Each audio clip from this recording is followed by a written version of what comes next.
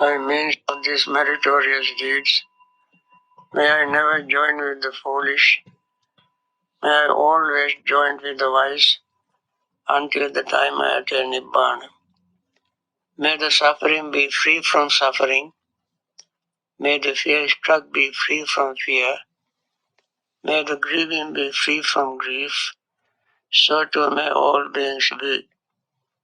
From the highest realm of access to the lowest, may all beings as arisen in these realms, with form and without form, with perception and without perception, be released from all suffering and attain to perfect peace. Excellent, excellent, excellent. Now, friends, you can ask me your question. Our friend Veronica will read the question for me. Do you have any question? Yes, we have some questions. Can you hear me? Yeah. Okay. Yes, in one of the suttas, the Mahavagota Gota Sutta, there is a portion of the sutta that mentions lay disciples wearing white cloth. They're dressed in white. Why are they wearing white? What's the objective of wearing these white clothes? Does it help in the progress on the spiritual path? I see. That is, they are called Odata Vasana, meaning those who are wearing white clothes. That indicates the Buddha's lay disciples. They can be people who are observing 8 precepts or even 5 precepts. Normally, lay people, the followers of the Buddha, are called white clothes people, white clothed people who are wearing white clothes. White generally is the symbol of purity. I think in many societies, white is considered to be the color of purity. And those who have undertaken precepts are following the path of purification, and therefore they are called Odata Vasana or white clothed disciples. Other than that, there is no any significance. When they wear white clothes, they themselves feel that they have made some commitments, very serious commitments, to follow the Dhamma. And that is a reminder. When they have this reminder, they try to abstain from doing evil or wrong things, unwholesome things. Like monastics, wearing colored clothes, deep red, yellow, light red, light yellow, burgundy, orange, and so forth, colors. And when they wear these robes, they feel that they are protected from various unwholesome company. They don't feel like going to wrong places, doing wrong things, associating with wrong people, taking drinks, drugs, dancing, singing, and so forth. Those things that commonly people, common people do, they don't do. And they always think that they are wearing these robes to prevent them from going into those places where lay people behave in a sensual pleasure world, enjoying sensual pleasure. Similarly, those who are wearing white clothes, although they are stepped down position, they also feel that they are protected, they are observing precept, and they want to stay that way without falling into the wrong companies. So that is the purpose of wearing white clothes. Okay, another question. Yes, there is a follow-up to this question about this same sutta, where the Buddha describes disciple that has gone beyond doubt, has become free from perplexity, has gained intrepidity, and become independent of others in the teacher's dispensation. Is he talking about stream entry in this case? Right. The stream enterers attributes are mentioned in that. They are Udagajit, Vinivarnajit, and they are what you call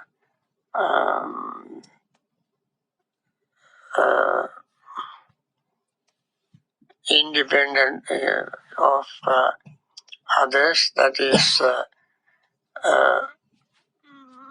they are not depending on others for clarification of the Dhamma. Aparapachaya is the word used. They follow the Dhamma, and therefore they are not depending on others' explanation of Dhamma, because they have realized the first attainment or stream entry state. And that is why these attributes are used to describe them. Yes. Okay. Next question. Bhante, can you please comment on the differences working with the 5 hindrances while in meditation and out of meditation? Thank you for your wisdom, encouragement, and positive energy. Okay. I think out of meditation, when we use the word meditation, generally people think that they have to sit in one place on a cushion, as I mentioned yesterday. Anytime you focus your mind on hindrances, you are in meditative state. And when you do this every day, from morning till evening, in any posture, then you build up the momentum. Therefore, most of your state work is done before you sit to meditate. So you prepared all day long for serious sitting meditation or walking meditation. And therefore, the other times we are engaged in various other activities, also we are helping ourselves to overcome these hindrances, and then we come to meditation, or when you come to sitting meditation, to gain jhanas, to gain concentration, it would become very easy for you. You have already done a lot of practice. You may not call it meditation, but in reality you are building up your momentum to do your sitting meditation to gain concentration. And therefore, that is in a way a sort of meditation. Sometimes we hear very often some scholars who are not sitting in one place to gain concentration. Many scholars were talking about meditation as daily practice like walking, talking, sitting, standing, and so forth, which is in a way true, very true. And that is what the Buddha mentioned in Mahasatipatthana Sutta, practicing Bojjhanga and so on. You do that practice, not only in sitting, but in other situations, in other postures. But all of them come together, dovetailing, bottlenecking to build up a momentum so that when you sit in one place and meditate, very easily you can overcome hindrances and gain concentration. So I would say both practices are meditation practice. One is more intensive, other is loose, general practice. Yes. Okay. Another question. Should we be afraid of mundane happiness, such as the happiness of seeing a family member succeed and gain recognition after a lot of hard work? Will that be kind of greed or lust as described in the third Satipatthana? And thus we would have state of mind that is something to be feared rather than fearless. Yes, you gain happiness from various things. Of course, seeing your relatives, Buddha said, Chirapavasim Purusan Duruto Sotimagatam, Nyati Mitya Swaja, Abhinandita, so forth, Tateo Katapunyam people, like that. When you have not seen your friends or relatives for long, long time, and then one day they appear, you are very happy in a way, in a mundane sense, because you have a desire to see them. That is really mundane happiness. The Buddha did not look down upon it, but compared to spiritual happiness that is of low grade. Spiritual happiness is of high grade, high quality. So the difference between spiritual happiness and mundane happiness is that mundane happiness, of course, relatively happiness, but it is of uh, poor quality. Other is polished, high quality happiness. For instance, when you have a desire to see your friend or relative, and you are hosting them, you can entertain them as your guests for a certain time, maybe a week, 2 weeks, a month, and so forth. Then that pleasure or that happiness slowly dwindle down. It has diminished. It will be diminishing. Your pleasure slowly diminishing because so many things can happen that slowly can build up irritation. And then it turns into disappointment. And then you finally wish them go and stay away from you. That is happening to normal, ordinary, mundane happiness. But the spiritual happiness is not like that.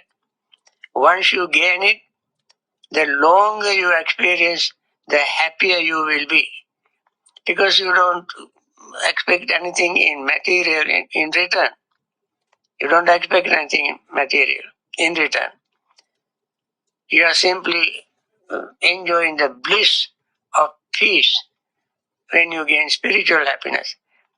And therefore, these are two poles apart, different spiritual happiness and mundane happiness. So, normally, Buddha said it very clearly if the life is always full of suffering, not any trace of happiness, life will be totally miserable. Since there is some pleasure, some happiness, some enjoyment, life is not that miserable. Although it has suffering, it is not always miserable. So Buddha recognized that kind of pleasure. And in the category of pleasure, there are all kind of pleasures, Atti Sukha, Anana Sukha, and so forth. When you have wealth, you are happy. Not when you are not indebted to somebody, you are happy. When you share your things, you are happy. When you enjoy what you get, you are happy, and so forth. You are happy when you have children. You are happy when you are healthy. When you live long, you are happy without any sickness and so forth. All these are mundane happiness, various categories of mundane happiness. But they are less than 1/16th of spiritual happiness. Kalan Nagati Solasing, Buddha said, it doesn't worth even 1/16th of spiritual happiness. There is reality of some happiness, but not as great as spiritual happiness. Yes. Okay. Bhante, in loving friendliness discourse, the Buddha mentioned not to hold on to anger and wish harm to others. But how should one deal with these sentiments when we don't wish harm to others, but we feel offended or we are angry? So how do we practice in this case? Okay. That is very true. Until you attain at least the level of never return state, anger still is there. You have to return, you have to attain the never return stage. Even Sotapanna can get some degree of disappointment, Sakadagami and so forth. Yes, there will be some certain degree of anger, but that is not as gross as before. There is a gross anger and subtle anger. That is why when we attain the stream and what you call never eternal state, when you are when a never eternal path state, you overcome your gross form of anger. When you attain never eternal fruition stage, you totally, completely overcome your even subtle anger. Similarly, greed. So, yes, there is certain degree of anger until you attain never eternal state. But that anger is not as harmful as the anger that arises in a person who has not even attained the stream entry. Because the person, even when you attain the stream entry, you have abstained from killing, stealing, sensual misconduct, lying, and wrong livelihood and so forth. You abstain from them, totally abandon them. And therefore your anger is not that gross, very subtle, a little disappointment. And immediately you admit it and confess to somebody and commit yourself not to do it again. And you overcome it very quickly and you switch on to your metta practice. So your weapon to overcome your anger is your metta. Ordinary people would take much, much longer time to overcome their anger before they start practicing really deep metta meditation. And therefore, there's a difference in degrees of getting ordinary people getting angry and at least stream enters and upward people getting angry. Upward means only up to never return a state. Other times you may get angry. That is why, suppose once a person attends stream entry, say,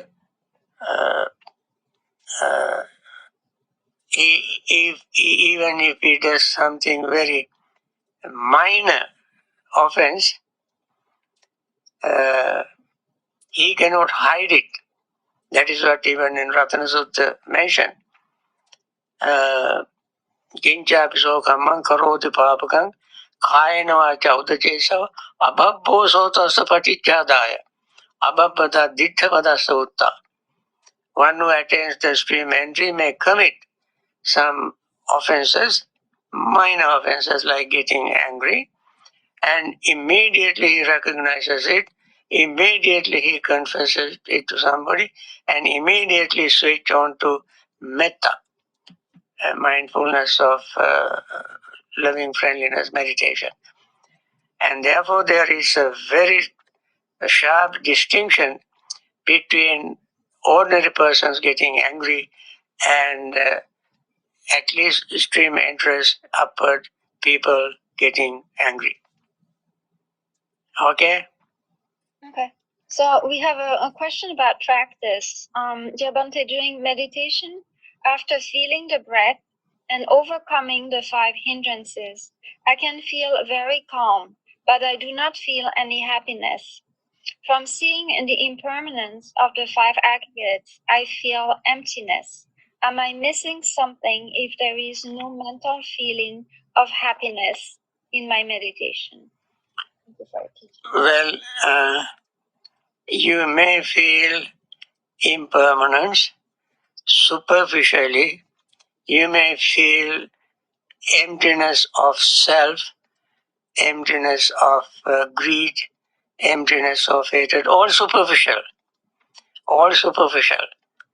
In order to have them, their deeper awareness, you have to gain true concentration. In order to gain true concentration, the mind should be calm, relaxed, tranquil, passaddhi. That leads to happiness. And that happiness is not artificial happiness. You cannot create that happiness by simply showing your teeth and whitening your lips, just like you do for the camera. When people ask you to pose for a picture, when they hold the camera against in front of you, the cameraman would ask you to smile. Then you show your teeth. Not that kind of smile, that kind of happiness. But the real happiness coming from within, knowing that you have overcome your hindrances, the mind became very calm, relaxed, tranquil, and then happiness arises. That happiness leads to true concentration, to see impermanence of body, feeling, perception, thought, and consciousness at the subtlest level, molecularist level. That is a very sharp, deep awareness of impermanence. Only at that level can you see non-existence of greed, hatred, and delusion, non-existence of self, non-existence of permanent self. So that is a very sharp, powerful state. Before that, you may have a shade of that, at sort of at a superficial level. That is okay. That's also okay. Much better than nothing. And therefore, I would advise people who practice meditation, don't stop there. Don't go short of attaining, don't settle short of attaining that real concentration and deeper awareness of the subtlest changes of the aggregates. That is the way to eliminate our hindrances, fetters, influxes called asava, and underlying tendencies called anusaya. All this will vanish from your mind when you reach that state. And therefore, be happy that you have some awareness, and that is how you are yourself on the right path.